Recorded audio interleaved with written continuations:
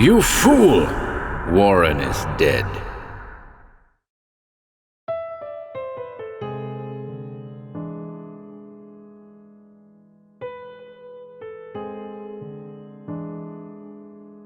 Welcome to HorrorBabble.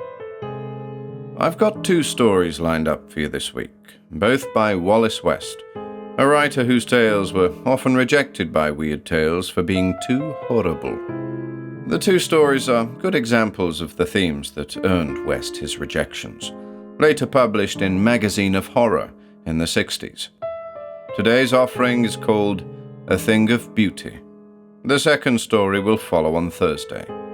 As always, I'd love to hear your thoughts on this one.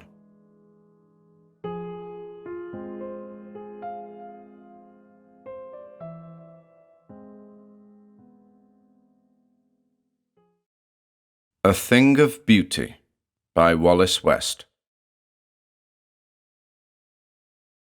Each winter day at dawn, old John Short scurried along the snow-covered streets of Cloverdale en route to open the draughts of the furnace which spread a little warmth through Medical College. Milkmen and other early risers chuckled as they saw him limping past, whistling a lively tune or reciting snatches of poetry. The very sight of him, they said, brought them good luck that day. But it was not the thought of poking into the bowels of the furnace or carting out the ashes which made the hunchback's lips pucker with the notes of only a bird in a gilded cage or roll out a Wordsworthian sonnet. It was the anticipation of his weazened face to beam like the not-yet-risen sun. Short, you see, also was in charge of the brine vat, in which floated the corpses kept for dissection by the students of Northern Med. For more years than Henry Wyndham, NMC's white-haired president, could remember, old John attended the stiff room when he was not nursing the furnace or bedeviling the school librarian for more books of poetry. Every morning, as soon as the leaky radiators began clanking in the empty classrooms, Short would brush the ashes from his overalls, rub his gnarled hands, and take from its corner a 15-foot pole with a hook on the end.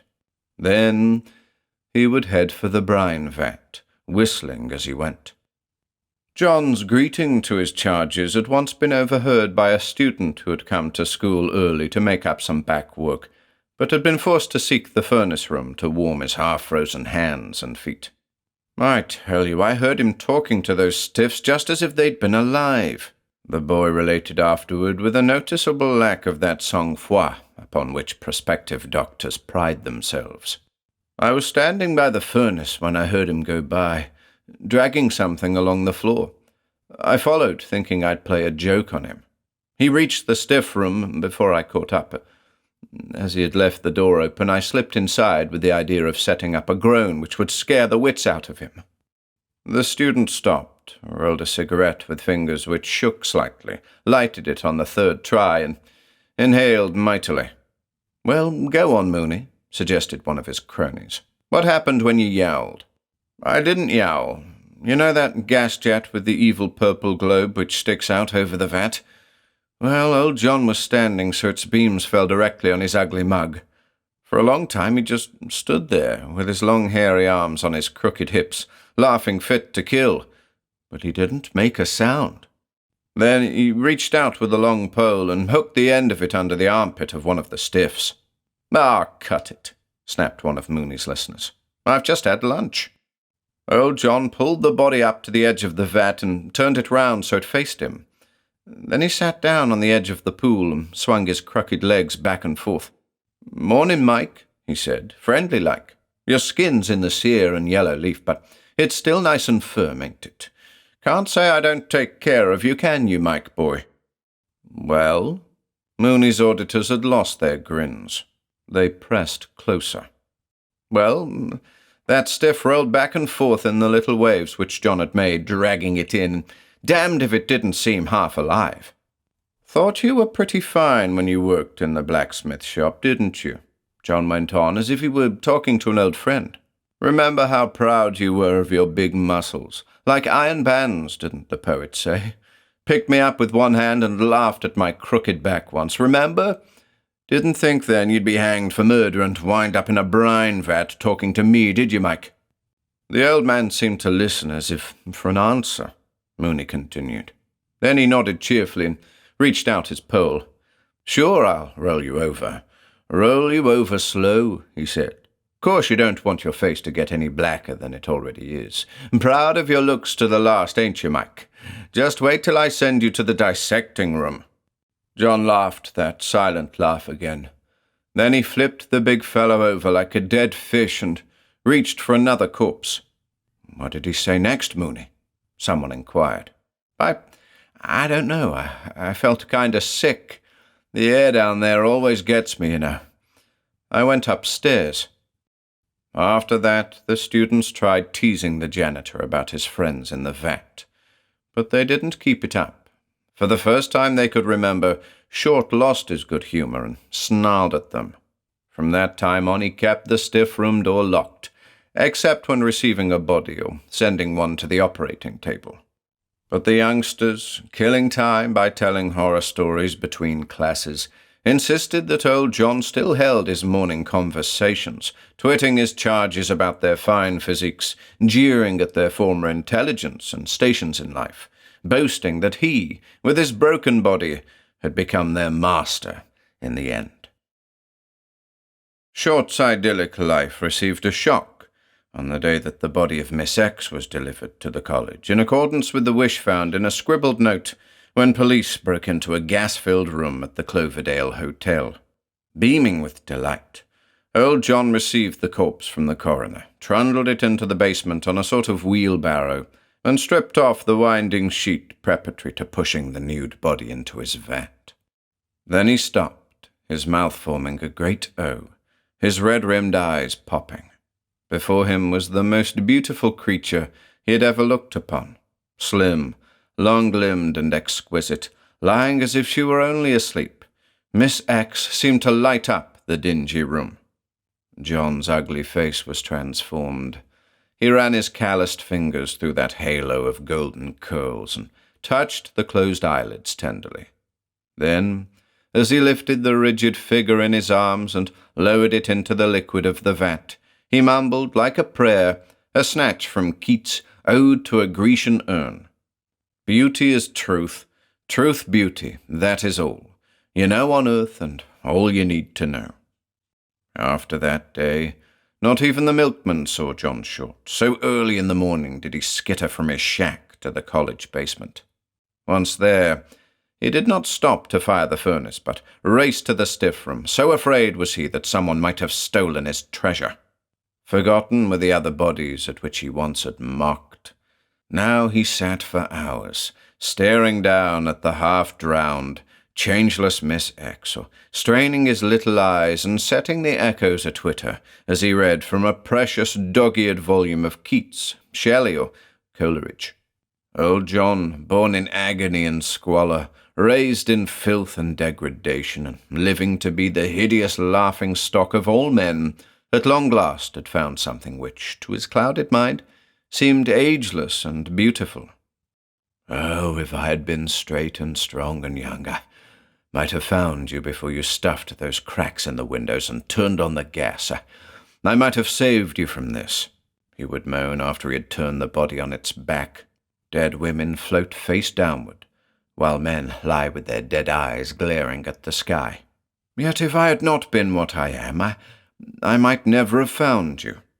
And he would recite softly, "A thing of beauty is a joy forever. Its loveliness increases. It will never pass into nothingness." Then, as an angry roaring from the furnace room told him that President Wyndham was in his office and furious because of the icy radiators, he would push the body into the darkest corner of the pool and hurry out, locking and double-barring the door. Whenever a call would come for a cadaver, Short would allow no one in the stiff room but himself.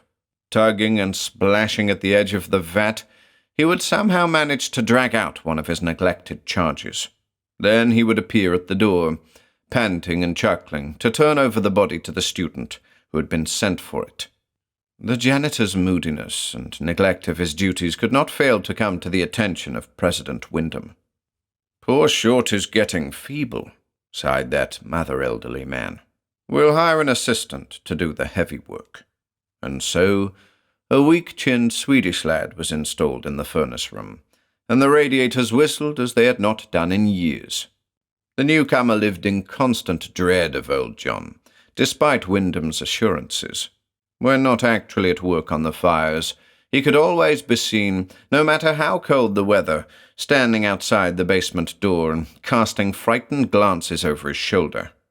"I don't like that fella. He bane a hex," was all Olaf would say when the rowdies upstairs twitted him. Another element began to threaten John's happiness as the dreary winter months passed. Hard times were creeping upon Northern Med. Brine thundered about free silver, but there was little of it available as 1893 crawled into 1894. Endowments were not forthcoming, as of old. Interest on invested funds fell away. Enrollments decreased. It was a time sacred to the goat god, a time of panic. Wyndham now sat for long hours in his cold, walnut-panelled office, gnawing his scraggly moustache and thinking up schemes to keep the school going. Despite his labours, the situation grew steadily worse. Seldom were corpses delivered to old John now. They cost money, just as did coal and surgical instruments. Instead of 20 bodies, he had 18, then 12, then 5. Now a different tone crept into his conversations with Miss X. Despair and fright made him tremble as with the palsy when he crouched beside the salt-encrusted vat. "They shan't have you," he would whisper, glancing toward the door where he was confident that Olaf stood eavesdropping. "You shall never be reduced to dripping bones and sinews by those glistening knives. They'll never send you in pieces to the potter's field. Didn't the poet say that dead men rise up never, that even the weariest river winds somewhere safe to sea? Have no fear." Then he would shake his knobbly fists in the direction of Wyndham's office and scream, "Do you hear, you old fool? You shan't lay a scalpel on her." The body, perhaps shaken by sound vibrations, would seem to nod its golden head in approval. Came the time when the only body left in the pool was that of Miss X. Came the time when Mooney, now an assistant professor in the dissecting room, sent down a requisition for another corpse. Half an hour later, he looked up from directing a delicate operation to see old John crouched blinking in the doorway. "Got that stiff ready?" He smiled as he stripped off his rubber gloves. "Sorry, Mr. Perkins, sir, I haven't any more. The vat is empty." "The devil! Is it as bad as that? I thought we had one left. I'll speak to President Wyndham about this at once." I wouldn't bother him, sir," stammered the janitor. "I give you my word there are no more." Surprised by the tone and the stealthily shifting eyes, Mooney glanced sharply at the old man. "It's not your fault, John," he said soothingly. "Don't take it so hard. Here, come with me. We'll both talk to Mr. Wyndham about getting some new raw material."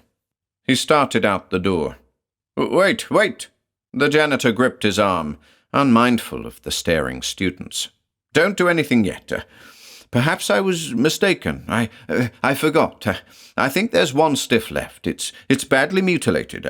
I thought, I didn't think you'd want that one. I'll have it ready in an hour." "Why, you dithering old fool," Mooney began, but the cripple already was lurching down the hall as fast as his legs could carry him. Half an hour later, a blood-smeared apparition burst howling into Wyndham's office. It was Olaf, but he was hardly recognizable. There was a deep gash in his scalp from which blood was pouring. His eyes were wild with pain and terror.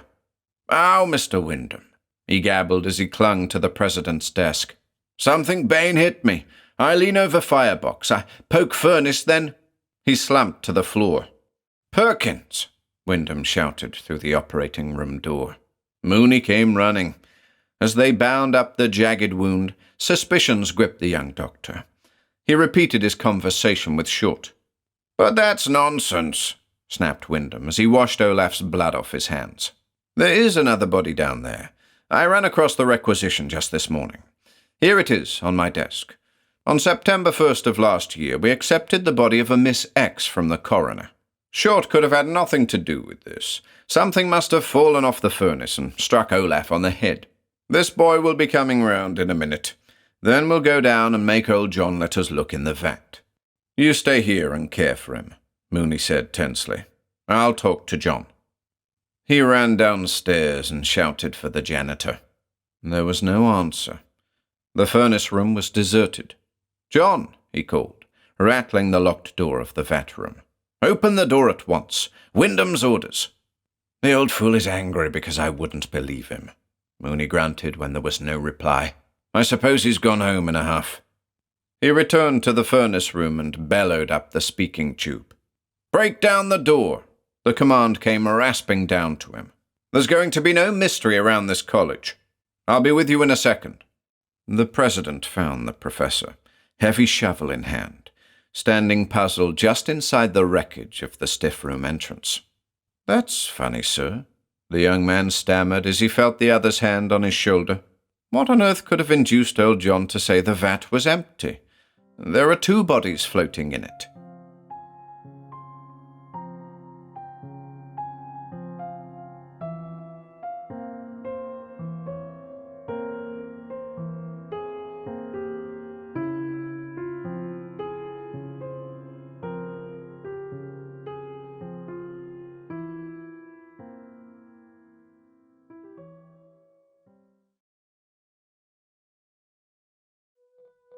If you enjoyed listening today, be sure to subscribe to the channel by hitting the red subscribe button below. After doing so, click the bell icon next to the subscribe button to receive new content notifications.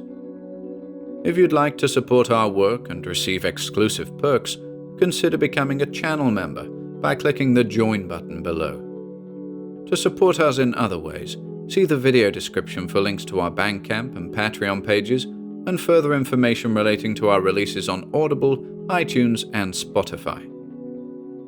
And until next time.